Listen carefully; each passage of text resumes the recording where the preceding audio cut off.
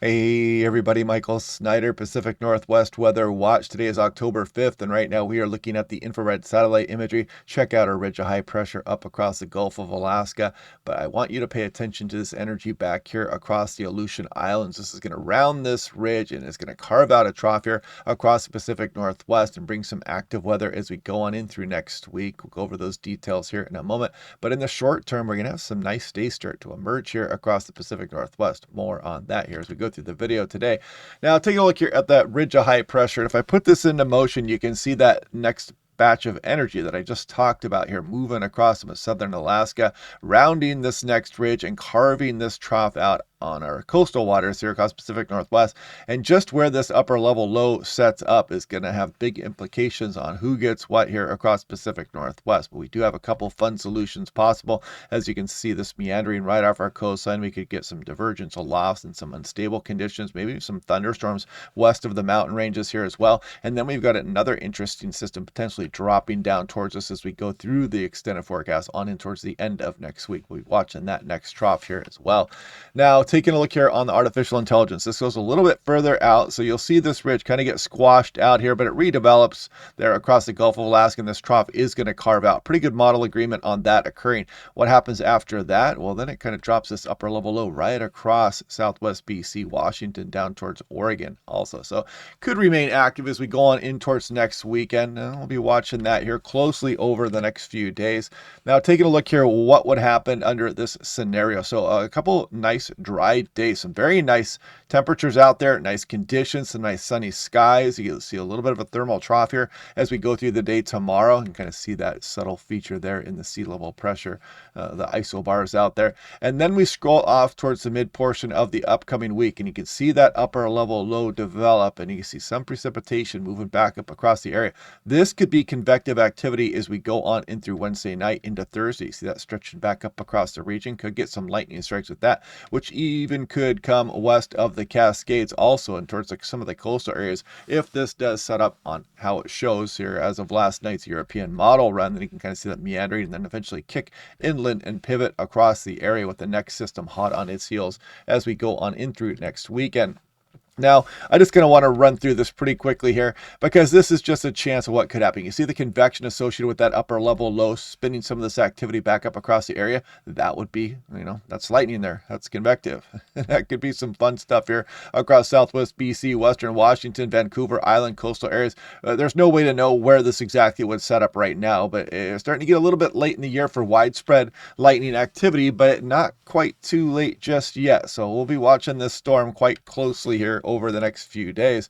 And if we take a look at the artificial intelligence, let's see if it shows something similar to the deterministic run. Well, there goes that upper level low, and then you can kind of see that divergence aloft, some of this convection riding back up and some precipitation chances as we go on to the mid and later portion of next week. So yeah, we're going to watch for some thunderstorm activity there.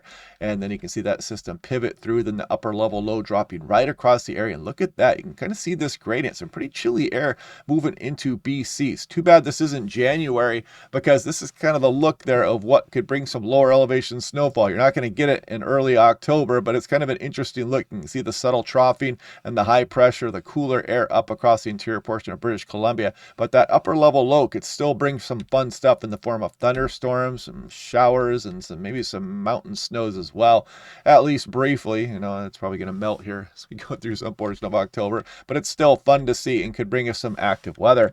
Now, if we take a look at the winds here at 925 millibars, here we go. We're in the offshore flow right now, and that's going to continue on through the day today. You can see that northeast and the easterly winds coming across portions of the Oregon, Washington, Cascades as we go on in through the day on Monday. Then we start to turn that flow back onshore a bit as that next trough starts to carve itself out, and then it pulls away from the coastline, and you can kind of see a bit of, we're not looking at too much of the way of wind, but it might kick it back offshore for a time with this upper level low right off the coastline there. Then it pivots across across the area. And then that cooler air mass there and a pretty well-placed upper level low comes across the region there. But that's probably going to change several times over the next few days. Now, in the short term, we got some pretty good gusty winds there yesterday through the Okanagan River Valley. You see the easterly winds as we go through the day today across the Oregon Cascades.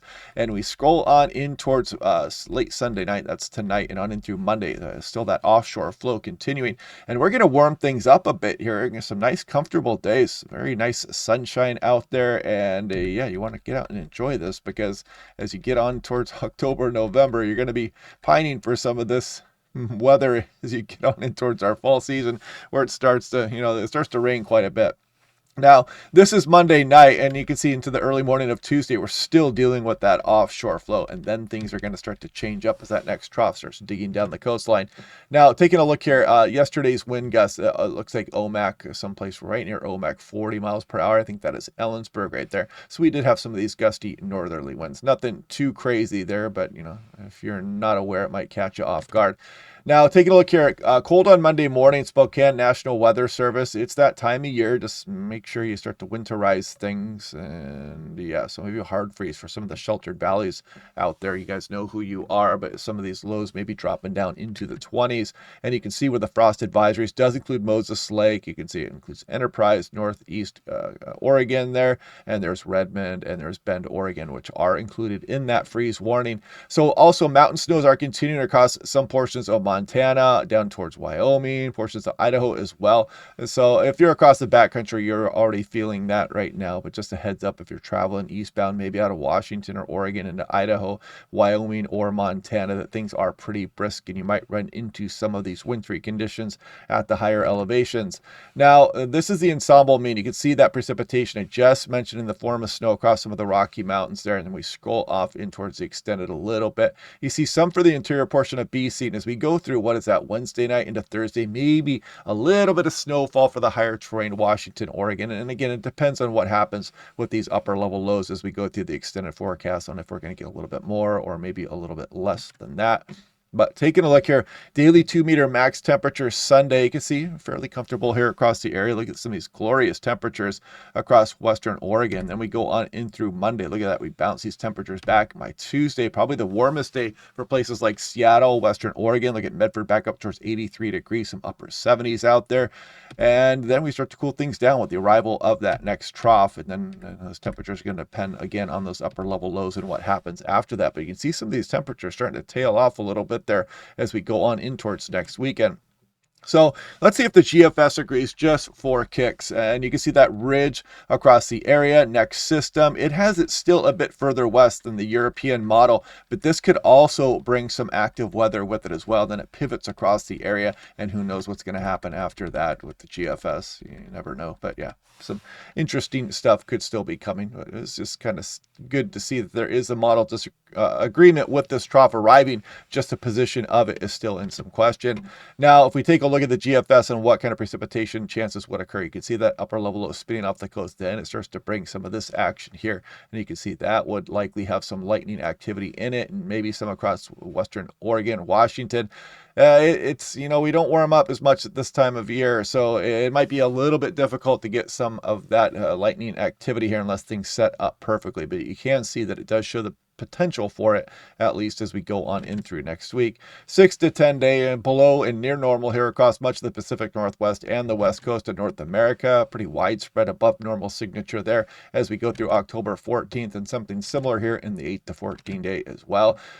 Look back since July 1st. We have been significantly above average here for the Pacific Northwest from July 1st all the way through October 4th, which is where we almost are right now. And then you can see precipitation departure from average, kind of a more of a mixed bag here. Oregon, especially eastern Oregon, has been above average. This is just in raw precipitation amounts between 0 and 3, in some areas between -3 and -6 here across some of the west slopes of the Cascades of King and Snohomish County. So kind of an interesting look there.